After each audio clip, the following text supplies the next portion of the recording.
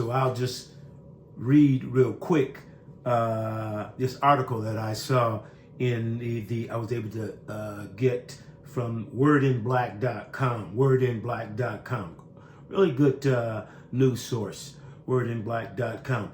LA firestorm destroys a historic black community, a haven for black professionals in the 1960s. The loss of Altadena neighborhood has been overlooked in fire coverage. I believe it's pronounced Altadena neighborhood. The Altadena neighborhood has been overlooked in the fire coverage. It's a black neighborhood, or it's a neighborhood that I think it has quite a few black people that live in that neighborhood. It says, as the rapidly spreading Eden wildfire in Los Angeles crept closer to the home he lived in for nearly 6 decades, Rodney Nickerson, 83, wasn't going to panic. Despite the pleas of his worried daughter and anxious neighbors, he was staying put. It apparently made sense for him to hold on. He bought the house in 1968, back when it wasn't easy for black people to own property in LA, much less in a great neighborhood like Altadena. To Nickerson, a retired engineer who clocked in at Lockheed Martin for almost a half a century, there was no reason for him to panic. He would ride it out. He said, "I'll be fine," to his daughter, Kimco Nickerson. She told this to a local TV news station. He said, "I'll be there when you come back and the house will be here." That's what she said he said. Tragically, he miscalculated. When he returned to his home, when they returned to his house, Kimco Nickerson found her father's body in the charred, smoldering ruins. That was quite the miscalculation. Sorry. Tragic story. But I think something that is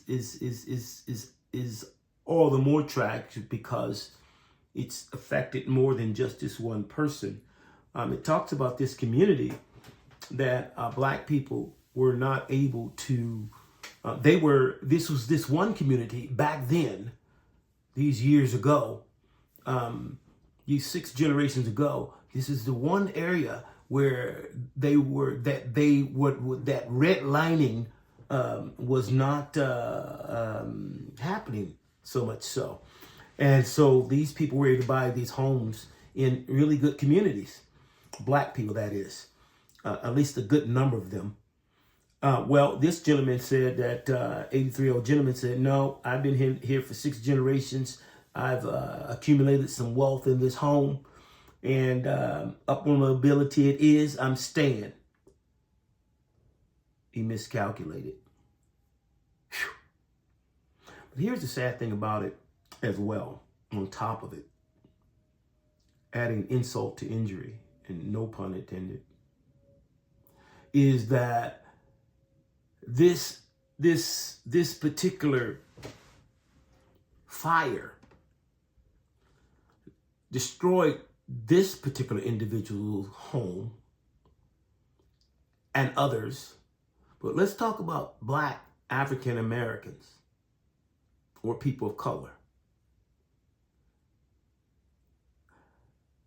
That's all they have. The upward mobility called, or the pathway to upward mobility called home ownership failed them in this sense. But we're going to get that money back.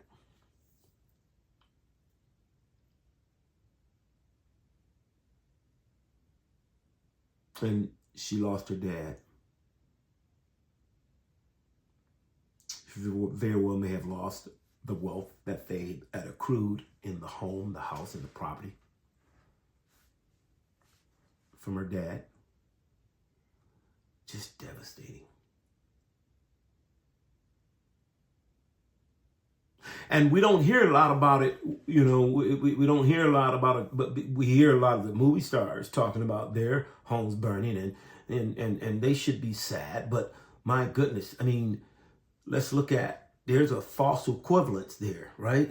I mean, when it comes down to pain, you got millions of dollars and you lose a home versus, just having enough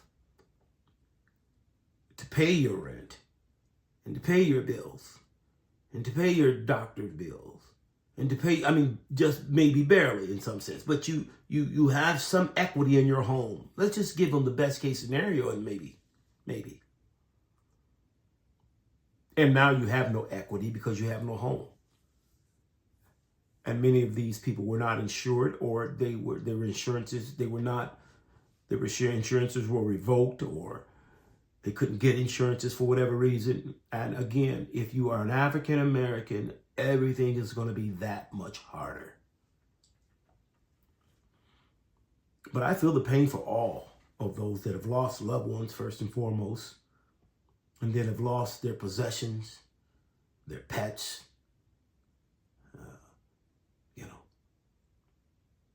And so we should say a prayer for them. Now,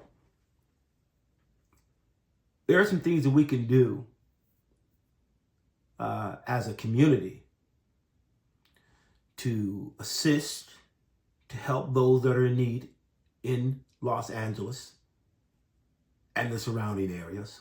And we should support and help. In fact, we are now going to support, and we're supporting them now, those that are in LA. And we're going to have boots on the ground in LA to be a part of the solution. But while we're working on healing, if you will, and fixing the problem that for some just downright hopeless. But I want to bring something that is what I call the third rail, or the source outside of the two sources that we often, try to get things from. We try to gain everything from within. We try to gain everything from on the outside. And we forget that there is another dimension, even outside of that. And that's something that I want to talk about. And we're going to talk about that. How do you navigate in these two worlds by incorporating and integrating? How to navigate these two worlds by navigating and utilizing this third expression that we're going to be sharing quite often in our program. There is another option, and that is that spirit realm. And that is the conscious realm.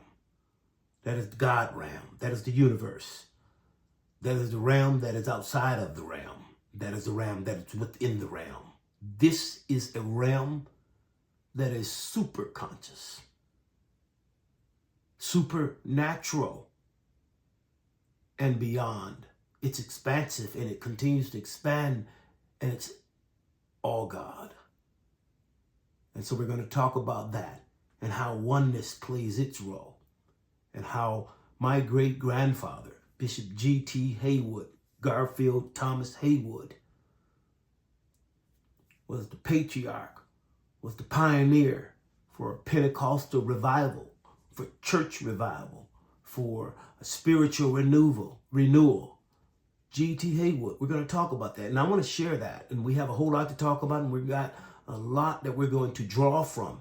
That is from his well of wisdom, guidance, spirituality, and enlightenment, and how it has impacted us, me first and foremost, and others across the globe, nationally and across the globe, Bishop G.T. Haywood had established something that was so impactful that it could never be erased. And we're going to talk about his humble beginnings, as we all had humble beginnings, and how he resisted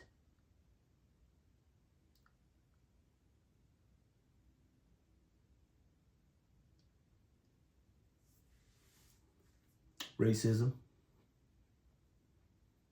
inequality, prejudice,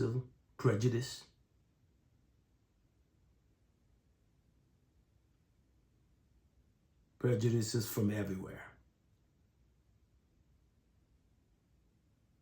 Yet he loved everybody. Yet he was a person of inclusion, integrated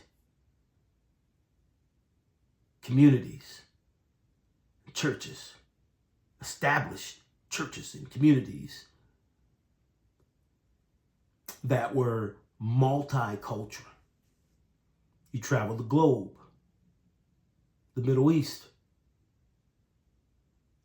Call it the Middle East, but it's